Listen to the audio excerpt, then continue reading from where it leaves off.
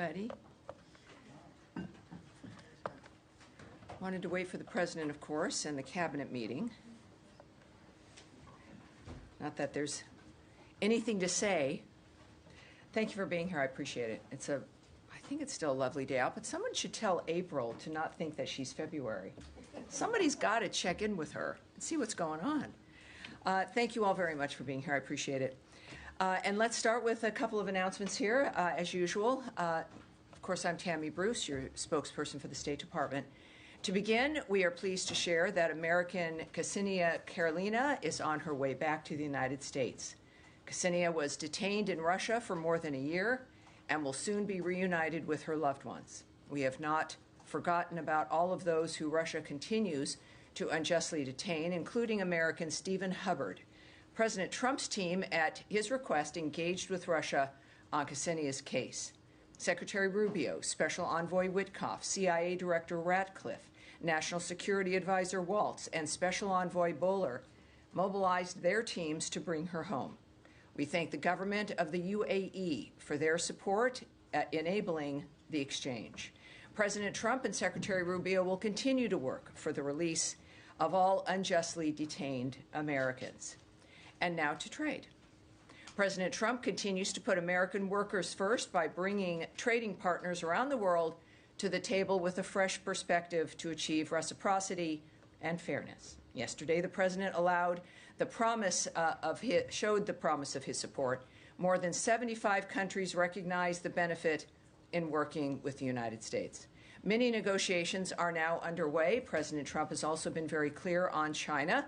China's decision to retaliate is emblematic of its decades of aggressive and unfair trade policies, and President Trump has taken appropriate action in response, announcing that the United States tariff on all goods from China has again increased.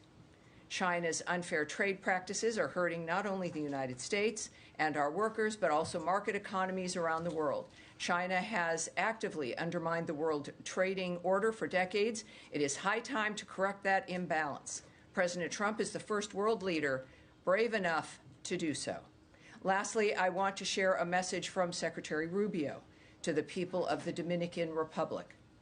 As the Secretary said, we are, quote, united in prayer as the people of the Dominican Republic grieve the recent tragedy that took place in Jet Set nightclub in Santo Domingo, which also resulted in the unfortunate death of at least one U.S. citizen and U.S. legal permanent residents.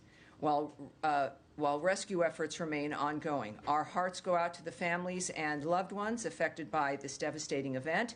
The U.S. stands ready to support our Dominican allies amid this obviously horrible and difficult time. And now, turning it over to questions. Where will I begin? Matt Lee with the AP. Hello. Thank you, ma'am. Two things I just want to check to make sure that you don't have anything to add either on the release of the American or on the Russia-U.S. talks in Istanbul from the statement. Do you have anything to add on either of those? I have a few things I can add because I'm talking and I can't shut up. That's my situation here. So obviously we know this situation is that one thing I want to reinforce that I mentioned in my announcement is calling on Russia to release Stephen Hubbard, who has been detained for nearly 3 years. We continue to work to free Mr. Hubbard and all other Americans unjustly detained, and we have not forgotten about all those Russia continues to detain in this manner, to say the least. To secure Ksenia's release, Russian national Arthur Petrov, your alarm's going? Arthur Petrov was returned to Russia. And that is all I'll share in that regard. But obviously she is on her way home, and that is what the story is in that regard. And that's a promise President Trump made when he first came into office, was to make sure that all Americans being held around the world would, in fact, be home. And your other issue? Well, on the the Istanbul meeting between the U.S. and Russia, presumably this swap did not come up there, but do you have anything to add to what was in the statement that came out earlier? I do, and let me get that for us. I think we have that right here. And I'm not quite sure why I don't, I might have to run, right, Okay, well, come then back I'll just around go to to you. I'll just go to my last one. What I can, for those of you not knowing what he's asking about, is a technical meeting in Istanbul regarding the bilateral relations and the embassies for both of us. And that's again, that has happened before. Again, it has nothing to do with Ukraine, nothing to do with expanding our relationship in any fashion in that regard, but really just about the nature of our embassies and the ability to manage them and conduct business as one would normally expect to be able to do so in a diplomatic mission. Okay, so then to my question that maybe you can answer a little bit on is the departure of Ambassador Brink from Kyiv. Do you have anything to say about that? I do. Says Tammy Bruce. Wow, all right. Because we had just discussed this. Right, well, we also had discussed something a little bit yes, earlier. The well, blanket statement that we, the State Department, do not discuss personnel matters. Well, that is something we've discussed at great length. And in this particular case, Ambassador Brink's been ambassador at the embassy in Ukraine for 3 years, during a time of war for those 3 years. An extraordinary performance there, and we wish her well. At the same time, of course, it's a reminder when it comes to the issues that we think about that surround this conversation, is that we know that we're working for that war to end. And that is our focus, and we expect, of course, our work that will continue in that regard. But that's the nature of what we're focusing on here, and we wish her well, and that's really all we would say in that regard. Yes, Andrea. Can I follow up a bit?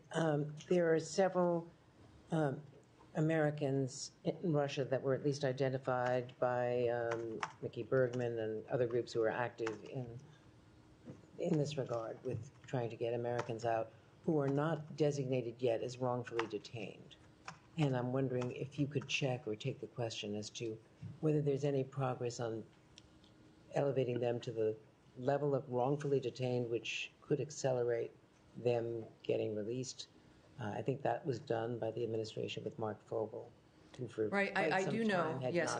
Again, the question about Americans who don't have a designation of being wrongfully detained is that if an American is being held, we are regularly looking at those cases. Okay. We're constantly addressing the nature of how they're held, why they're held, and if that designation might change. So it's not something we look away from. It's a regular effort. And so in the regard of anyone who's not been designated in that fashion, it is something, as you've noted, like with Mr. Fogel, that can change if circumstances merit it. And can you give us any details? There's some confusion. According to her lawyer, she was supposedly, Ksenia was arriving at 4 p.m. There are other reports that it is as late as 9 p.m. Can you give us any clarification about and when if she'll be going to the White House, or do you know anything more? And I have one more question to ask. Will she be going to Brooke Army Medical? Well, clearly there's still issues of privacy here. I'm not really going to talk about the choices she's made, where specifically she is going, or what the plans are for her involved in that, which are decisions that are going to be made in that environment and with her, which would not be appropriate to discuss. And certainly I can't discuss the nature of the negotiations that occurred, which clearly did. But maybe that's for another day, but here I can't do that. Okay. And speaking of negotiations, can you give us an update on what is expected on Saturday with the Iran talks? Because Foreign Minister Arachi's column in the Washington Post yesterday made it very clear that there would be no talks if the U.S. was insisting that they are direct. And, of course, the position, as repeated today in the cabinet meeting was that they will be direct talks. So do you still expect these talks to take place on Saturday? And will they begin indirect talks and then move to direct, or is there some resolution of that? Well, I'm not on the team that makes that decision or has those conversations, right? And we're not going to litigate that here. As I said on Tuesday, and repeatedly say really about everything, if the president says something, that's my North Star. And they're the ones in the midst of the discussions regarding the arrangement of this meeting, and we'll leave it to them. So I'm not going to speculate on that or what will happen. There are clearly some very good and very important diplomats involved in this, including, of course, Special Envoy Witkoff. And we'll leave it there. We'll find out. At this point, yes, that is still underway. It's happening, and we look forward to it as a good first step to find out if the Iranians are serious. All right. Yes, in the back there. Yeah. Thank you. A couple of questions. Just to be super clear, did you Well, just, a little bit, Nadia, please. yeah, just to be super clear, did you just confirm the resignation of Ambassador Brink? I'm sorry? Ambassador Brink's resignation, did you just confirm that? Because you wish her well. Well, she is she's returning home. Yes. So that's official. Thanks so much. For those of us who have been following, this from the very beginning, we couldn't help but notice that Ambassador Brink has been limited with naming Russia, recently, particularly during the past couple of weeks, when it comes to talking about Russian attacks on Ukraine. Was there any instruction, any pressure on her for not naming Russia from this building? Well, I'm not aware of anything like that. Certainly, I wouldn't speak to anything regarding that, regarding personnel, regarding a diplomat, and the internal dynamics that might occur. So, no, that's not something I'm going to speculate about or guess at or speak to. Thank you. My follow-up on Ukraine as well. Tomorrow marks 30 days, 1 month since Ukraine, did basically sign in your ceasefire deal, and Russia refused, has been delaying since then. And as we speak, they keep attacking Kyiv right now. May I get your perspective on that, please? Well, the perspective, I think everyone understands the perspective, is that President Trump is involved in this. We've got the best diplomats in the world, with certainly being led by Secretary Rubio. All of our leadership, particularly President Trump and Secretary Rubio in public, have made it clear what's at stake when it comes to the nature of this situation ending. It is a dynamic that will not be solved militarily. It is a meat grinder. There is nothing else can be discussed for the outcome until the shooting and the killing stops. Secretary Rubio made clear at NATO in his press conference that we would, in fact, know in a matter of weeks if Russia was serious. And so we'll take him at his word, certainly, as we do. And I think Russia certainly needs to take that seriously, and we'll play that out. But this is not going to go on for 6 months or a year or anything else. And the president has also made it clear we want diplomacy. But the fact is that we're watching and judging as this process continues. Yes, sir. Thanks, Tammy. I wanted to have a comment. The French president yesterday said that France would recognize a Palestinian state within months, and he suggested that he could do it alongside Saudi Arabia at a UN conference in New York in June. The U.S. has long opposed any unilateral recognition. Is that still your position? Do you have a comment on his? Well, I can tell you that we are aware of course, the reports that you refer to regarding the French government's remarks, and we refer you to them for further comment. What I can also, though, say is that the United States stands firmly with the state of Israel in its pursuit to bring all the hostages back home and the defeat of Hamas. The groundbreaking Abraham Accords and the devastating October 7th attacks have forever changed the Middle East. As a Special Envoy Witkoff has said, we need to explore new policy prescriptions that ultimately end up in a better life for the Gazans and the Palestinians. Look at the discourse that's now happening today, he said. We're actually engaging in a productive conversation around what is best for Gaza and how we can make people's lives better. This administration will continue to engage our partners in the region on a serious solution for Gaza that secures peace and the release of all the hostages, among them 5 Americans, including Idan Alexander. Terry, can I just follow up on that? Sure. Very quickly. It's not just about Gaza. There's West Bank also. So, I mean,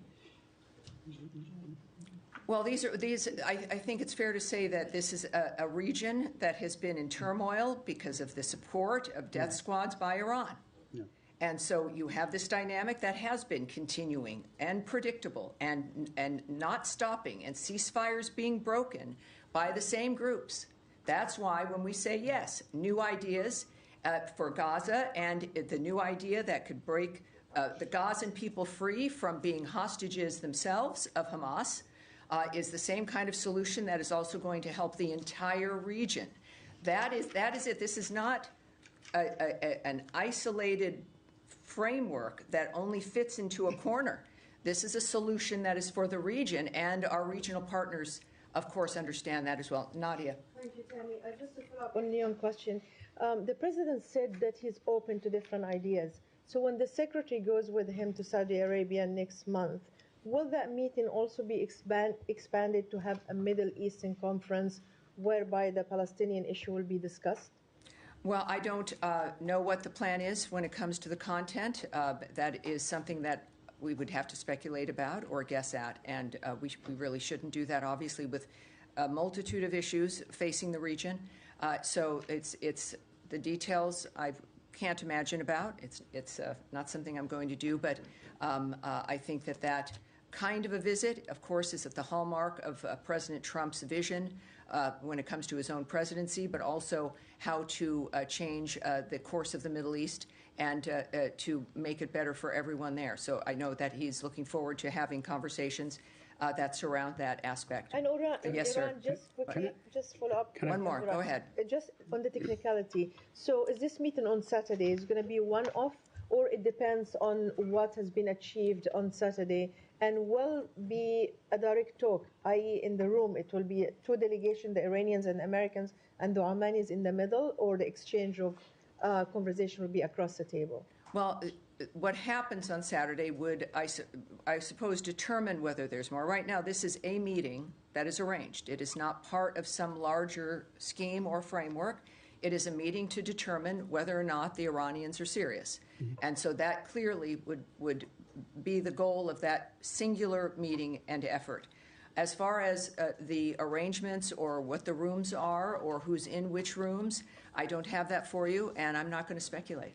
Yeah. Tammy, Yes, can sir. I? Yes, sir. Thank you so much, Tammy. I really appreciate it. I just want to go back to your response to Leon, where you said we need to explore new policy prescriptions that ultimately end up in a better life for the Gazans and the Palestinians. Are they one and the same in your mind, or are you disassociating the Gazans from Palestinians?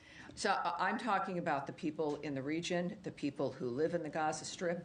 That's who we're talking about, the people who face a danger every single day because of the nature of what Hamas has done to that region and to that strip of land.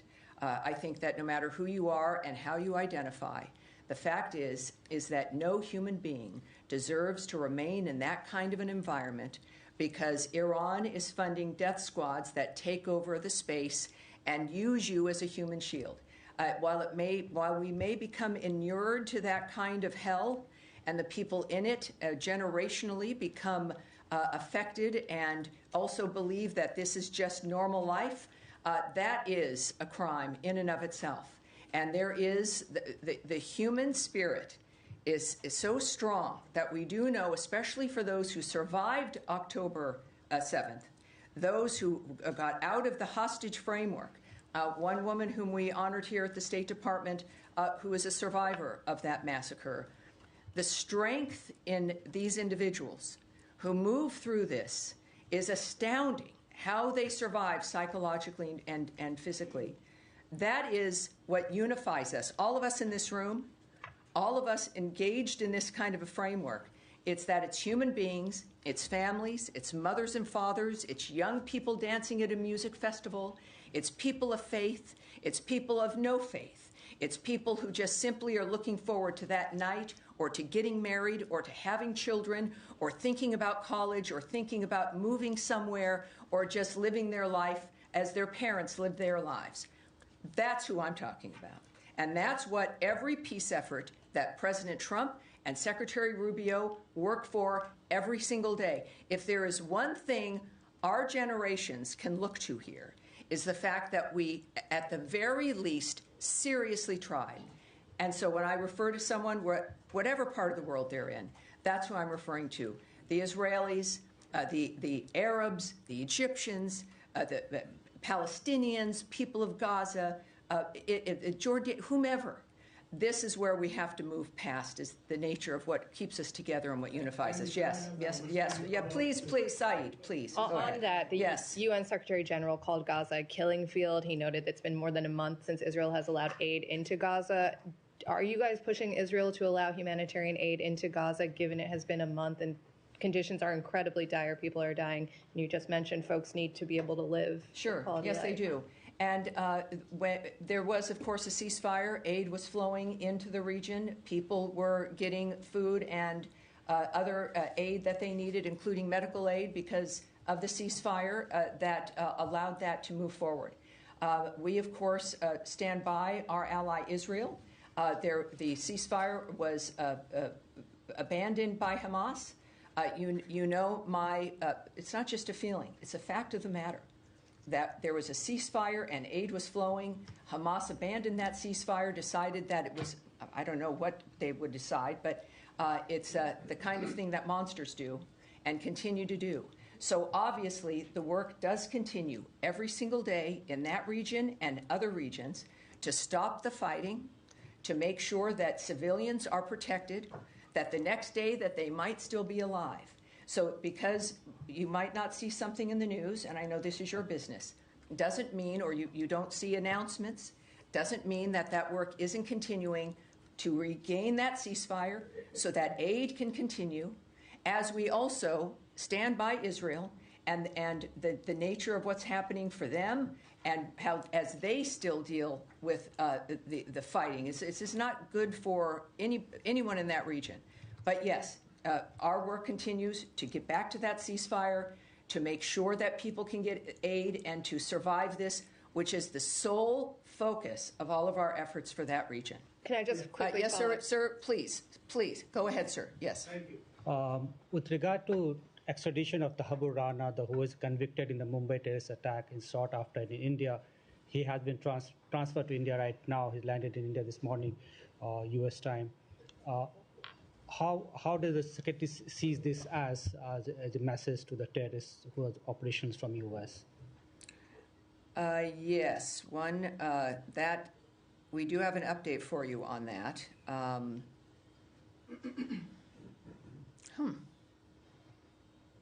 This might be. I want to be able to do this, and Tommy, could you come up here and give me a hand, because something changed up here. And this was something very specific, because we're, because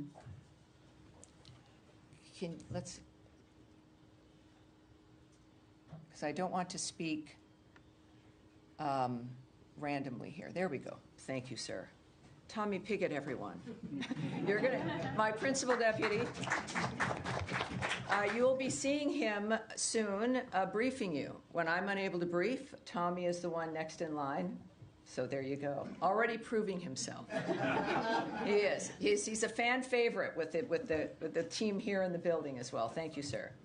All right. So good question, sir. On April 9th, the United States extradited Tawarir Hussain Rana to India to face justice for his role in planning the horrific 2008 Mumbai terrorist attacks. Some people watching may not remember these, but I encourage you to look them up and to find out exactly how horrible this was and the importance of this situation today. These attacks resulted in the tragic loss of 166 lives, including 6 Americans, that shocked the entire world. The United States has long supported India's efforts to ensure those responsible for these attacks are brought to justice. And as President Trump has said, the United States and India will continue to work together to combat the global scourge of terrorism. So it is, he is in their possession, and we are very proud of that dynamic. Thank you. Yes. All right. Yes, sir, in the glasses here. More broadly, The senior advisor to the Iranian leader, Ali Shamkhani, today said that if military threats continue against Iran, Iran will kick out IAEA inspectors and hide its enriched material.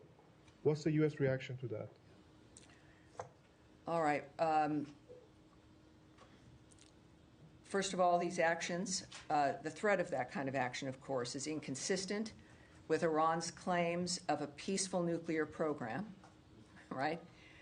Also, expelling IAEA inspectors from Iran would be an escalation and a miscalculation on Iran's part. The United States remains deeply concerned that Iran is amassing a growing stockpile of highly enriched uranium for which there is no credible peaceful purpose. Iran is the only non-nuclear weapon state producing highly enriched uranium at this level. Also, beyond the threat to expel the international nuclear inspectors, but also threatening to transfer its stock of uranium to secret locations. And again, why would one need to do that if it was for peaceful energy work? Doesn't make much sense. So again, it is an escalation and a miscalculation on Iran's part if they were to do so. All right. Yes, go ahead. And then you afterwards. Sorry. You next. But go ahead. Yes. Wait 1 second, Eric. Go ahead. Thank you. So I have a quick question about a Wall Street Journal report. They're saying that Chinese officials acknowledged in a secret meeting last December that they were behind a widespread series of cyber attacks on American infrastructure, and they linked the attacks to escalation over Taiwan. Just wanted to ask you if Chinese officials have made any kind of similar statements to this administration, or if this administration was briefed on that apparent admission during the transition. That is a good question, and we're going to have to take that away and get that back to you. When I do that, by the way, for people watching, we really actually do get back to the reporters with the answer to their questions. So that's a genuine framework we ask. All right, Eric, go ahead. Yeah, thank you, Tammy. I'd like to ask about some reporting that we have today that Israeli officials are laying the groundwork for a full military occupation of Gaza, and whether this is something that's concerning to the State Department, whether it's seen as any kind of an overreach or anything that would further inflame the situation in the Middle East right now. Well, it's clear that President Trump has explained his goals here when it comes to the nature of a diplomatic solution and to ending the fighting. But of course, on any other issue, I'm not going to discuss what another country might be contemplating or its separate diplomatic conversations or considerations it may have. So you want me to speculate or hypothesize? I'm not going to do that. All right. Yes, ma'am. Thank you, Tammy. I just want to switch to Afghanistan. Are you aware of the case of a British couple, Peter and Barbie Reynolds, who are still detained by the Taliban? They were taken at the same time as the American Faye Hall, who is a friend of that couple, who, as you know, was released a couple of weeks ago. They are British, but they have American children, grandchildren, and great-grandchildren who have given an appeal via video, which they've posted online, which we at CBS we've reported about, appealing to Trump for help in being able to release their parents. I was wondering if you are aware of whether there was any effort to coordinate between the US and the British governments to get all of them out at once, and if there has been any outreach to offer to help with with the US helping to get their release from Taliban custody since. Well, it's we're aware of the reports, of course. We're aware that they're held. They're British citizens. I would suggest, I don't know if you've checked with the British government. I think they would have the most specific actions if they're being taken for their citizens. But so that's all I have for you. And can I just have one on the Taliban as well, relatedly? Sure. There were reports a few days after that visit by former envoy for Afghanistan, Zalmay Khalilzad, and the special government employee Adam Bola, when they visited Kabul in March. A few days after that, and American George Guzman was released, a few days after that, the bounties on senior Taliban officials' heads were lifted. Did the U.S. government lift bounties on Taliban officials in order to get Americans out? Is that something you're aware of, and do you have any comment? I know that this, I think you'd asked this once before. What I can tell you is that those frameworks are always being looked at and dealt with.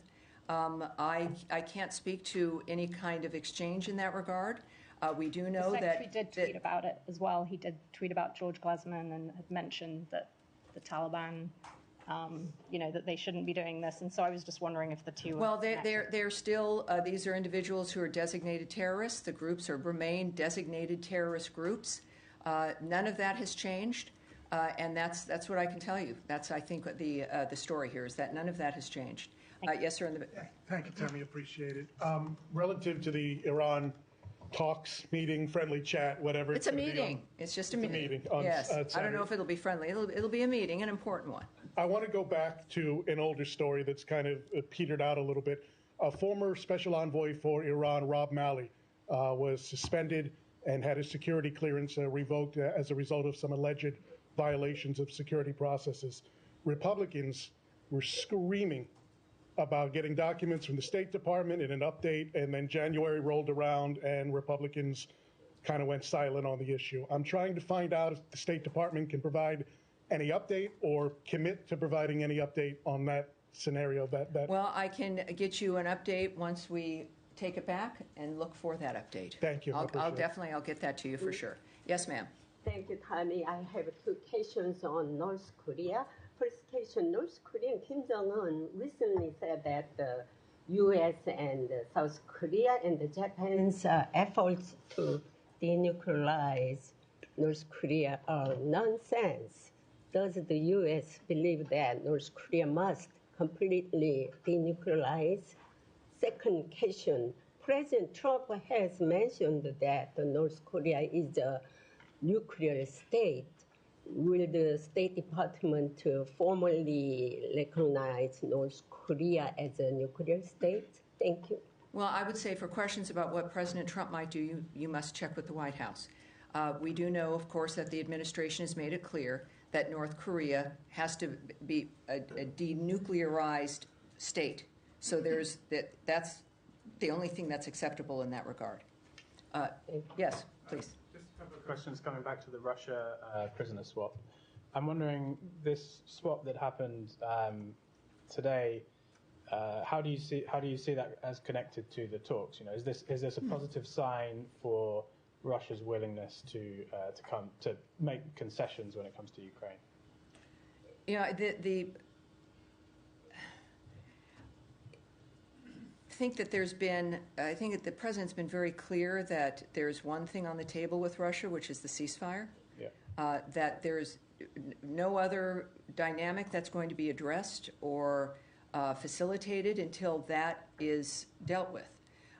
The president did make a few comments at his cabinet meeting regarding the situation and how it was brought to his attention, and the fact that he pledged, again, this is not a lark on his behalf. This was a pledge that he's made throughout the campaign and has been a hallmark of his administration, and he's acted on that. In this particular case, it happens to be this young woman who comes back. I think that, you know, as especially also with Stephen Hubbard still being detained there, it's clear that this is an ongoing framework. Regardless, we're not going to choose or not choose a country based on a circumstance. The president's going to act on Americans who need to be freed. Right. And on the Russian who was released in the swap, Arthur Petrov. Petrov, yeah. So he was detained and extradited from Cyprus, I believe, related to rules that the previous administration had imposed on Russia, which were about making sure that the Russians didn't get access to U.S. microelectronics for their military programs, right? So the fact that you've released this guy who was detained for breaching that, he was returned to Russia. He wasn't released into the wild. He was returned to Russia. Does that signal some softening of the U.S. Well, yeah, restrictions the on Biden Russian administration hadn't talked to Russia at all. I mean, President Trump is the first to engage with Russia for years. So when we think about the nature of either administration, But this is about leadership. It transcends partisanship. It's about how do you conduct your business to get things done. Do you just simply not talk to people and turn a blind eye and do nothing? Or do you engage when it comes to stopping the carnage, stopping wars, getting people released from being unjustly held, or just even getting Americans back home? You've got to engage with people to do this. And Secretary Rubio's made it very clear, is that when they've asked if he trusted Putin as an example, he talked about that it's in this dynamic you have to deal with what people do and what they don't do. That trust really isn't the issue. It's about expectations, what people are supposed to do, and whether they do them or not. And you can then talk. You must be able to talk with everyone if you want to get results. And I think that that's what we have in this administration. And we see it every day, including today and with her release. And we'll see it on Saturday. We'll see it constantly from both Secretary Rubio and President Trump as we work to make the world a better place. And that is it for today. Thank you, everyone. Next Tuesday, I will see you then. Someday you will be entertained by Tommy Pigott. Yes, he's very good. So I feel very safe that you'll be in his hands.